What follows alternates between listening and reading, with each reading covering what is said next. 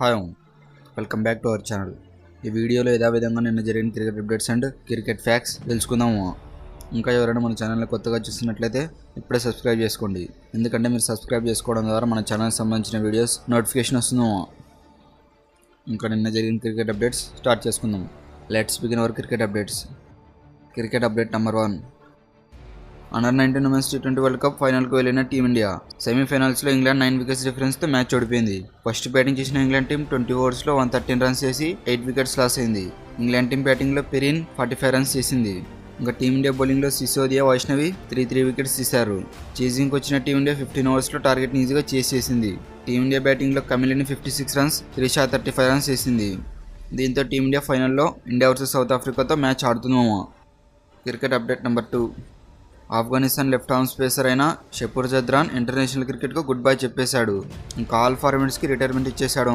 కాగా ఆఫ్ఘనిస్తాన్ తరపున Zadran 44 ODI matches ఆడి 43 వికెట్స్ తీశాడు. ఇంకా T20లో 36 మ్యాచెస్ ఆడి 37 వికెట్స్ తీశాడు. ఇంకా టీంలో నెదర్లాండ్స్ పై ఫస్ట్ ఇంటర్నేషనల్ డెబ్యూ మ్యాచ్ చేశాడు. 37 రన్స్ ఉన్న షపూర్ జద్రాన్ 2020లో ఐర్లాండ్ పై లాస్ట్ మ్యాచ్ ఆడాడు.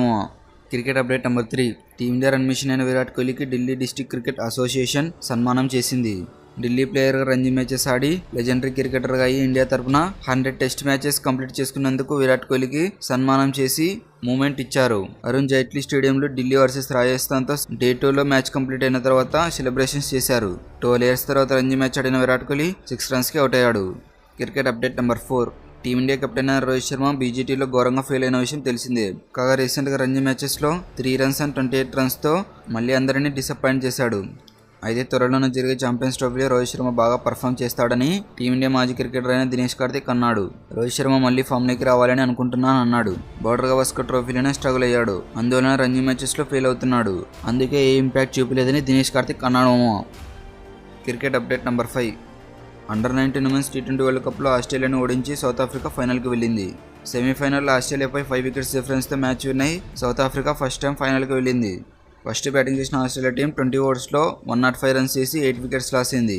నెక్స్ట్ చేసింగ్కి వచ్చిన సౌత్ ఆఫ్రికా 18.1 ఓవర్స్లోనే టార్గెట్ ఈజీగా చేస్ చేసింది.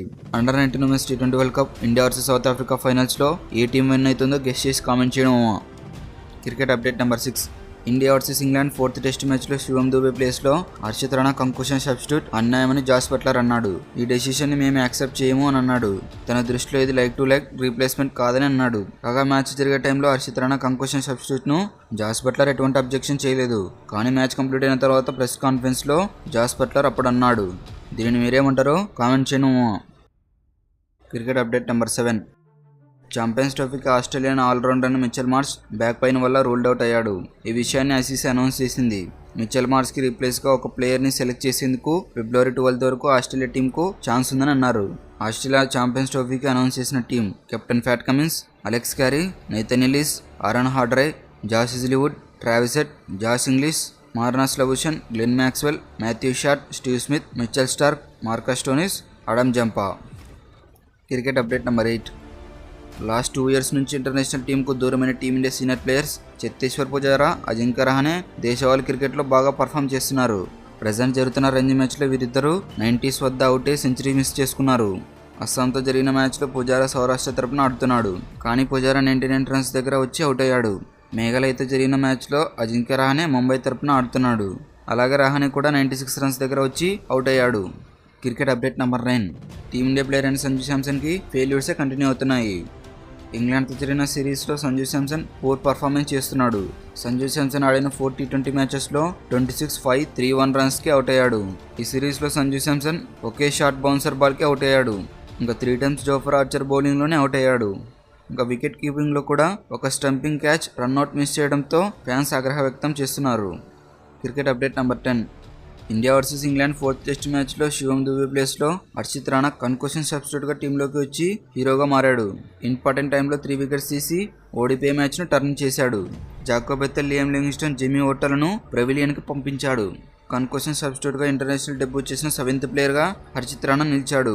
ఇంకా పాస్ట్లో ఈ రూల్ వల్లే డెబ్యూ చేసిన ప్లేయర్స్ బ్రయాన్ నిల్రాక్, జోండో, పార్కిన్సన్, కామ్రాన్ గులం, బహిర్చల్ కూడా ఈ కన్క్లూషన్ రూల్ వల్లే డెబ్యూ చేశారు. ఇవేమో నిన్న జరిగిన క్రికెట్ అప్డేట్స్, క్రికెట్ ఫ్యాక్ట్స్.